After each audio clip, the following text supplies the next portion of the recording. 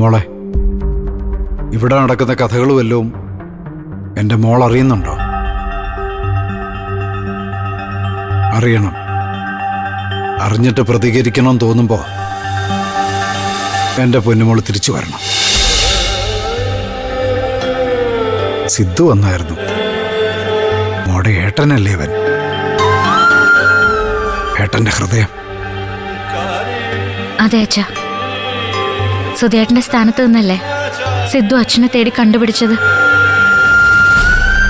ഒരാപത്ത് വന്നപ്പോ കൈ ഒഴിഞ്ഞില്ലല്ലോ. എന്നിട്ടും മോളെന്താ സിദ്ധുവിന്റെ മനസ്സ് കാണാത്തെ? അത് അച്ഛാ.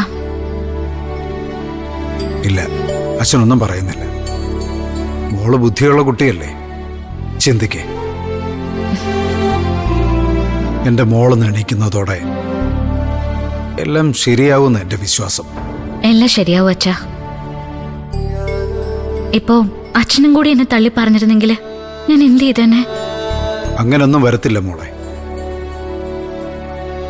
എല്ലാ വാതിലും ജനലും ഒരുമിച്ച് ദൈവം കൊട്ടിയടക്കത്തില്ല എന്ന് കേട്ടിട്ടില്ലേ മോളെ? അച്ഛനിപ്പോ ഒരു കള്ളുകുടിയനായി കേട്ടോ. പോലീസ് റെക്കോർഡിലും അച്ഛൻ ആ പേര് കിട്ടി. പിടിച്ചു നിർത്തി ചതിച്ചതാ. അവരെ ഒന്നും തിരിച്ചടിക്കാനുള്ള ആരോഗ്യം അച്ഛനില്ല. അവരൊക്കെ വലിയ വലിയ ആൾക്കാരാ. എനിക്കുണ്ട്. ഞാൻ ഇതിന് പകരം ചോദിച്ചിരിക്കും. അച്ഛൻ കണ്ടോ?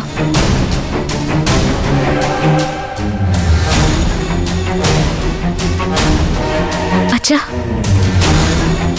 ചെറിയ സങ്കടങ്ങൾക്കിടയില് വലിയ ചില സന്തോഷങ്ങളും ദൈവം നമുക്ക് തരും അച്ഛാ.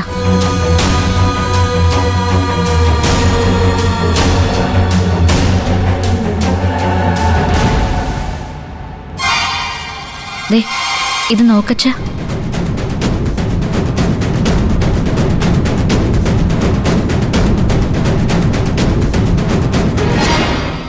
മോളെ, ഇത് നമ്മുടെ നിത്യമോൾ എഴുതിയത് അച്ഛാ.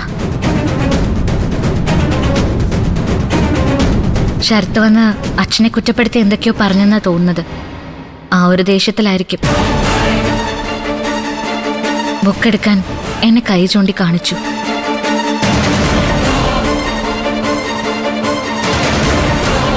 നിത്യമോളുടെ മനസ്സാച്ചായത്.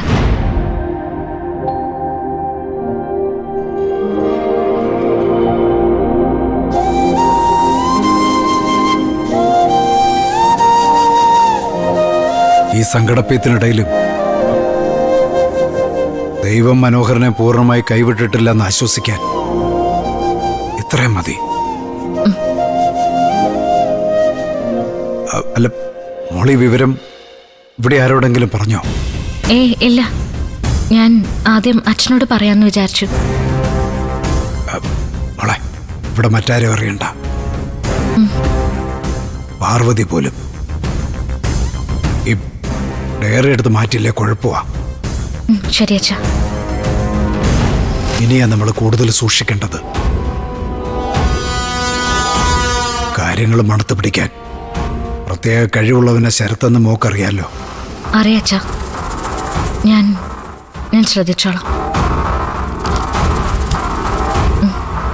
ആ മോളെ, മോള് ചെന്ന് അച്ഛന് കുറച്ച് കഞ്ഞി എടുത്തോണ്ട് വാ. ഞാൻ ആ വരാന്തേ കാണും.